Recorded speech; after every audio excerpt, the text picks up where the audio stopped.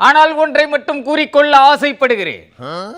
காலுக்கு செருப்பாக, பாலுக்கு நெருப்பாக, குக்கருக்கு பருப்பாக, செல்லுக்கு குருப்பாக போக பழக்கப்பட்டவன் இடிதாங்கி. காட்டுப்புலிக்கு தூக்கம் வந்து விட்டால் ஓய்வெடுக்க பரன்மேல் பாய்ந்து பத்தமடை பாயை விரித்து தூங்கிவிடும்.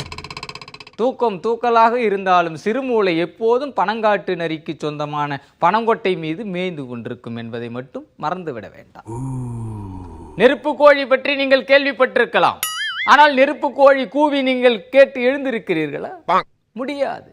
ஆனால் நெருப்பு கோழி நெருப்பை கவ்வும் குணம் கொண்டது. கனலை கவழும் போது விக்கல் வந்தாலும் அது ஒருபோதும் காணல் நீரை குடிக்காது. அதே போலத்தான் இடிதாங்கி உப்பை தின்றாலும் தண்ணி குடிக்காமல் மேடையில் முழங்கும் குணம் கொண்டவன். உப்பு குடித்த கடல் தண்ணீர் குடித்து பார்த்திருக்கிறீர்களா? கடல் கச்சா எண்ணெயை வேண்டும் என்றால் குடித்து பக்கெட் பக்கெட்டாக வாந்தி எடுக்கலாம். அது தனி கதை. ஆக நீங்கள் நினைப்பது போல இடிதாங்கி ஒரு சாதாரண அரசியல் விஞ்ஞானி அல்ல. இந்தியன் பொலிட்டிக்கல் சயின்ஸையும் போக்குவரத்து சைரனையும் ஒரு சேர கரைத்து குடித்த அசாதாரணமான அதிக பிரசங்கி என்பதை மறந்துவிட வேண்டாம். குழம்பிய குட்டைக்குள் மீன் கிடைக்கவில்லை என்றாலும் அதற்காக கவலைப்பட மாட்டான்.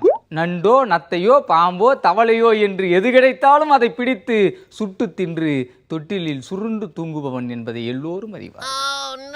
ஆக இடிதாங்கியின் அரசியல் வியூகம் என்பது காலத்திற்கு காலம், இடத்திற்கு இடம், பொழுதுக்கு பொழுது பொசுக்கென்று மாறிக்கொண்டே இருக்கும் குணம் கொண்டது.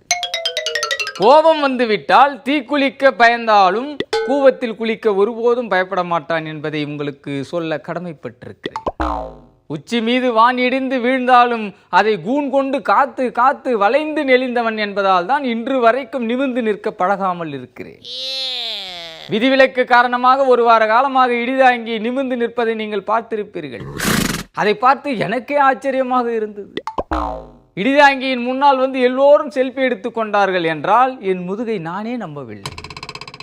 ஆக கடந்த 2 மாத காலமாக அரசியல் என்பது கடலை சுற்றியே வட்டமிட்டு கொண்டிருப்பதை இடிதாங்கி புரிந்து கொண்டிருக்கிறார்.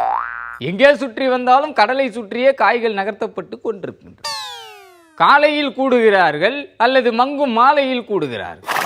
கடலில் காற்றும் கவிதையும் மட்டும் கிடைக்காது, கண்டதும் கிடைக்கும் என்பதற்கு உதாரணமாக பல நிகழ்வுகள் நடந்து கொண்டிருப்பதை இடிதாங்கி உன்னிப்பாக கவனித்துக் கொண்டிருக்கிறார்.